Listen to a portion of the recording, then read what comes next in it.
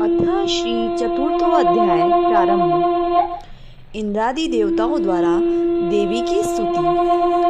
ध्यान। सिद्धि की इच्छा रखने वाले पुरुष जिनकी सेवा करते हैं तथा देवता जिन्हें सब ओर से घेरे रहते हैं, उन जया नाम वाली दुर्गा देवी का ध्यान करें। उनके श्री अंगों की आभा काले मेघ के समान श्याम है। वे अपने कटाक्षों से शत्रु समूह को भय प्रदान करती हैं। उनके मस्तक पर आबद्ध चंद्रमा की रेखा शोभा पाती है। वे अपने हाथों में शंख, चक्र, कृपाण और त्रिशूल धारण करती हैं। उनके 3 नेत्र हैं। वे सिंह के कंधे पर चढ़ी हुई हैं और अपने तेज से तीनों लोगों को परिपूर्ण कर रही है। ऋषि कहते हैं, अत्यंत पराक्रमी दुरात्मा महिषासुर तथा उसकी दैत्य सेना के देवी के हाथ से मारे जाने पर इंद्र आदि देवता प्रणाम के लिए गर्दन तथा कंधे झुकाकर उन भगवती दुर्गा का उत्तम वचनों द्वारा स्तवन करने लगे। उस समय उनके सुंदर अंगों में अत्यंत हर्ष के कारण रोमांच हो आया था। देवता बोले, संपूर्ण देवताओं की शक्ति का समुदाय ही जिनका स्वरूप है तथा जिन देवी ने अपनी शक्ति से संपूर्ण जगत को व्याप्त कर रखा है, समस्त देवताओं और महर्षियों की पूजनीय उन जगदम्बा को हम भक्तिपूर्वक नमस्कार करते हैं। वे हम लोगों का कल्याण करें। जिनके अनुपम प्रभाव और बल का वर्णन करने में भगवान शेषनाग, ब्रह्मा जी तथा महादेव जी भी समर्थ नहीं हैं। वे भगवती चंडी का संपूर्ण जगत का पालन एवं अशुभ भय का नाश करने का विचार करें। जो पुण्यात्माओं के घरों में स्वयं ही लक्ष्मी रूप से, पापियों के यहाँ दरिद्रता रूप से, शुद्ध अंतकरण वाले पुरुषों के हृदय में बुद्धि रूप से, सत्पुरुषों में श्रद्धा रूप से तथा कुलीन मनुष्य में लज्जा रूप में निवास करती है, उन आप भगवती दुर्गा को हम नमस्कार करते हैं। देवी, आप संपूर्ण विश्व का पालन कीजिए। देवी, आपके इस अचिंत्य रूप का असुरों का नाश करने वाले भारी पराक्रम का तथा समस्त देवताओं और दैत्यों के समक्ष युद्ध में प्रकट किए हुए आपके अद्भुत चरित्रों का हम किस प्रकार वर्णन करें। आप संपूर्ण जगत की उत्पत्ति में कारण हैं। आप में सत्वगुण, रजोगुण और तमोगुण, ये तीनों गुण मौजूद हैं, तो भी दोषों के साथ आपका संसर्ग नहीं जान पड़ता। भगवान विष्णु और महादेव जी आदि देवता भी आपका पार नहीं पाते। आप ही सबका आश्रय है। यह समस्त जग आपका अंशभूत है, क्योंकि आप सबकी आदिभूत अव्याकृता परा प्रकृति है। देवी, संपूर्ण यज्ञों में जिसके उच्चारण से सब देवता तृप्ति लाभ करते हैं, वह स्वाहा आप ही हैं। इसके अतिरिक्त आप पितरों की भी तृप्ति का कारण हैं। अतएव सब लोग आपको स्वधा भी कहते हैं। देवी, जो मोक्ष की प्राप्ति का साधन है, अचिंत्य महाव्रत स्वरूपा है, समस्त दोषों से रहित, जितेंद्रिय, तत्व को ही सार वस्तु मानने वाले तथा मोक्ष की अभिलाषा करने वाले मुनिजन जिसका अभ्यास करते हैं, वह भगवती पराविद्या आप ही हैं। आप शब्द स्वरूपा हैं। अत्यंत निर्मल ऋग्वेद, यजुर्वेद तथा उद्गीत के मनोहर पदों के पाठ से युक्त सामवेद का भी आधार आप ही हैं।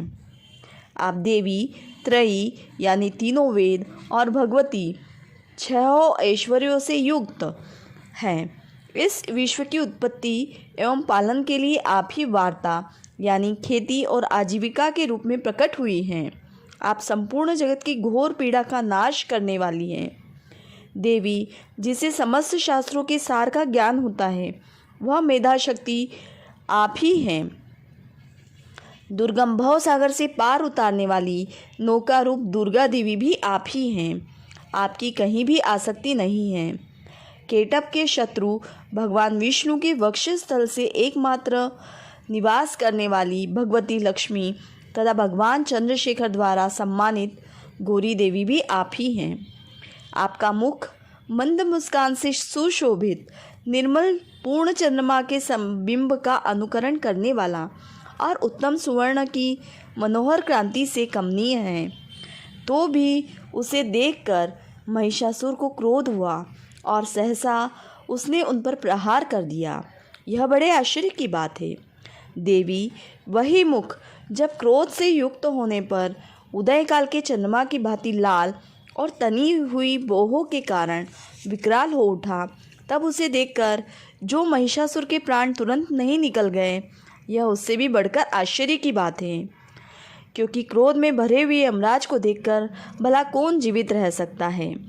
देवी आप प्रसन्न हो, परमात्मा स्वरूपा आपके प्रसन्न होने पर जगत का अभ्युदय होता है और क्रोध में भर जाने पर आप तत्काल ही कितने कुलों का सर्वनाश कर डालती हैं।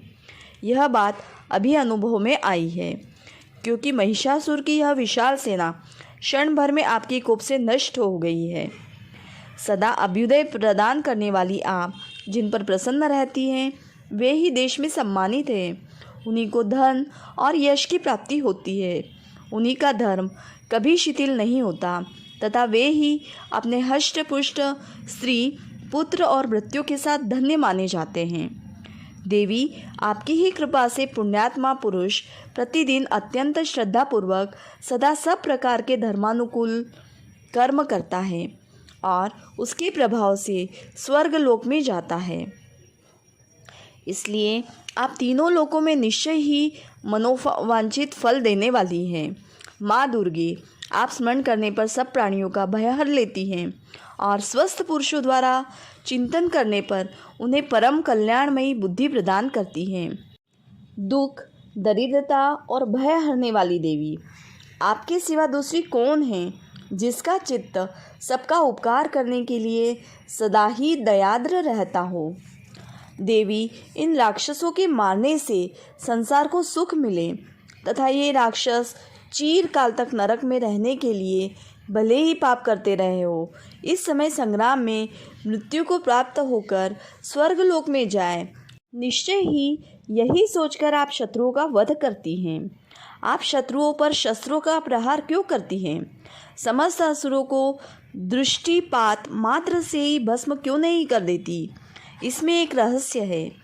ये शत्रु भी हमारे शस्त्रों से पवित्र होकर उत्तम लोक में जाएं, इस प्रकार उनके प्रति भी आपका विचार अत्यंत उत्तम रहता है। खड़ग के तेज पुंज की भयंकर दीप्ति से तथा आपके त्रिशूल के अग्रभाग की घनीभूत प्रभा से चौधिया कर जो असुरों की आंखें फूट नहीं गई, उसमें कारण यही था कि वे मनोहर रश्मियों से युक्त चंद्रमा के समान आनंद प्रदान करने वाले आपके इस सुंदर मुख का दर्शन करते थे। देवी आपका शील दुराचारियों के बुरे बर्ताव को दूर करने वाला है। साथ ही यह रूप ऐसा है जो कभी चिंतन में भी नहीं आ सकता और जिसकी कभी दूसरों से तुलना भी नहीं हो सकती, तथा आपका बल और पराक्रम तो उन दैत्यों का भी नाश करने वाला है जो कभी देवताओं के पराक्रम को भी नष्ट कर चुके थे। इस प्रकार आपने शत्रुओं पर भी अपनी दया ही प्रकट की है। वरदायिनी देवी, आपके इस पराक्रम की किसके साथ तुलना हो सकती है, तथा शत्रुओं को भय देने वाला एवं अत्यंत मनोहर ऐसा रूप भी आपके सिवा और कहाँ है। हृदय में कृपा और युद्ध में निष्ठुरता, ये दोनों बातें तीनों लोगों के भीतर केवल आप में ही देखी गई है। मात, आपने शत्रुओं का नाश करके इस समस्त त्रिलोकी की रक्षा की है।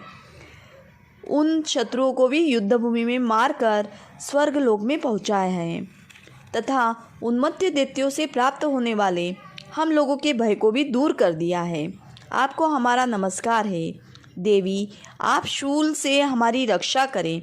अंबिके, आप खड़ग से भी हमारी रक्षा करें तथा घंटा की ध्वनि और धनुष की टंकार से भी हम लोगों की रक्षा करें।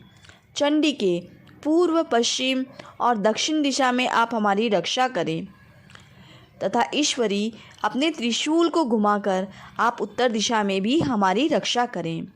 तीनों लोकों में आपके जो परम सुंदर एवं अत्यंत भयंकर रूप विचरते रहते हैं, उनके द्वारा भी आप हमारी तथा इस भूलोक की रक्षा करें।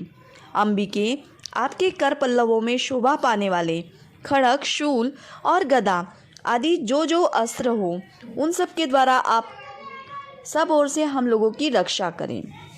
ऋषि कहते हैं, इस प्रकार जब देवताओं ने जगन माता दुर्गा की स्तुति की और नंदनवन के दिव्य पुष्पों एवं गंध चंदन आदि के द्वारा उनका पूजन किया, फिर सबने मिलकर जब भक्तिपूर्वक दिव्य धूपों की सुगंध निवेदन की, तब देवी ने प्रसन्न वदन होकर प्रणाम करते हुए सब देवताओं से कहा। देवी बोली, देवताओं, तुम सब लोग मुझसे जिस वस्तु की अभिलाषा रखते हो उसे मांगो।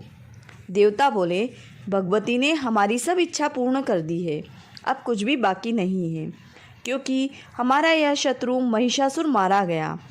महेश्वरी, इतने पर भी यदि आप हमें और वर देना चाहती है तो हम जब जब आपका स्मरण करें तब तब आप दर्शन देकर हम लोगों के महान संकट दूर कर दिया करें, तथा प्रसन्नमुखी अंबिके, जो मनुष्य इन स्रोतों द्वारा आपकी स्तुति करे उसे वित्त, समृद्धि और वैभव देने के साथ ही उसकी धन और श्री आदि संपत्ति को भी बढ़ाने के लिए आप सदा हम पर प्रसन्न रहें।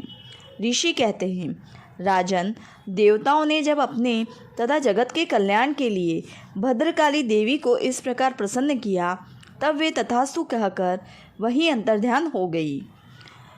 भूपाल, इस प्रकार पूर्व काल में तीनों लोगों का हित चाहने वाली देवी जिस प्रकार देवताओं के शरीर से प्रकट हुई थी, वह सब कथा मैंने कह सुनाई।